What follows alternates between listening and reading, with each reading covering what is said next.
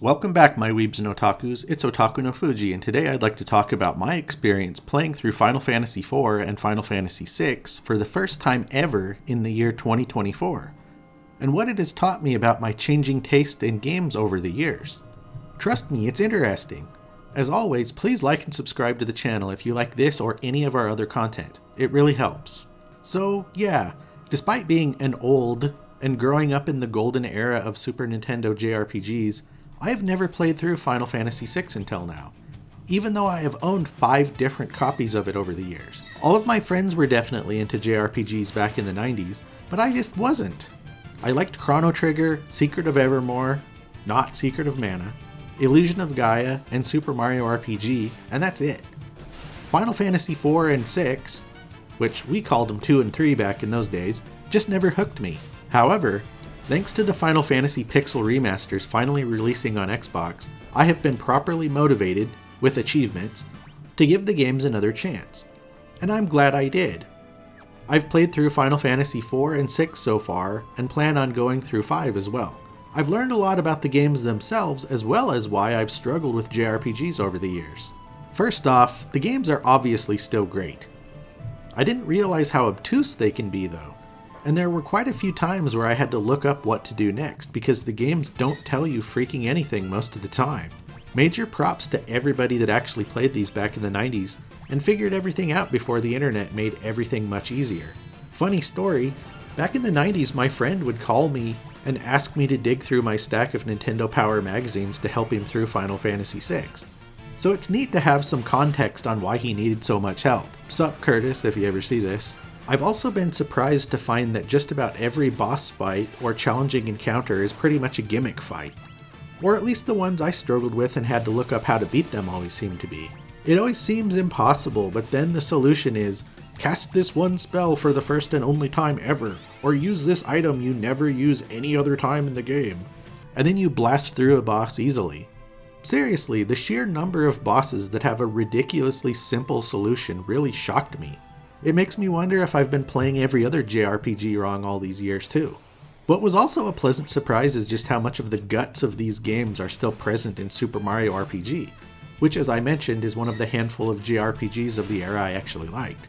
Music and sound effects and the humor and all of the pantomiming during cutscenes that I loved in Mario RPG are all present in these earlier Final Fantasy games. I went in thinking I was going into a totally new world, but I actually ended up feeling right at home. The Pixel remasters are a wonderful way to get into these games for someone like me that kind of struggled with JRPGs. Letting the game auto-battle and fast-forwarding through battles made it a lot more fun for me. Turning random battles off entirely when I just wanted to get through an area is also a godsend. Having options for 4 times gold and experience let me experience everything the game had to offer without too much grinding. And if I did grind, at least it went super fast. And most of all, being able to save anywhere or just use quick resume on the Xbox eliminated any other frustration almost entirely. These Pixel remasters are amazing. Finally playing through Final Fantasy IV and VI for the first time in 2024 has also helped me realize why I've struggled to get into most other JRPGs over the years. What I've discovered is that I just don't really like menu-based, turn-based JRPGs. And as time has gone on, that feeling has only intensified.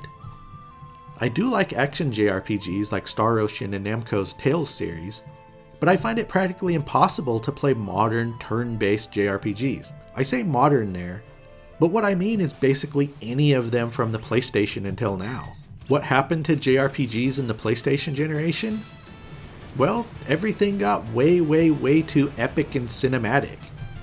Final Fantasy and other JRPGs basically became movies with endless cutscenes and battles that lasted way too long because every single move had to be cinematic and flashy. It was admittedly incredibly impressive at the time, seeing this after the simple sprites of the Super Nintendo era, but they wasted so much of your time pretending to be bad movies. And I say bad movies because I think pretty much all video game stories are mediocre to bad, but that's a rant for a different video. I'm much more focused on gameplay than story and cinematics, so choosing attacks with stupidly long animations and then watching a bunch of cutscenes is really unappealing. SNES era turn-based fights were super fast and a lot more fun for me.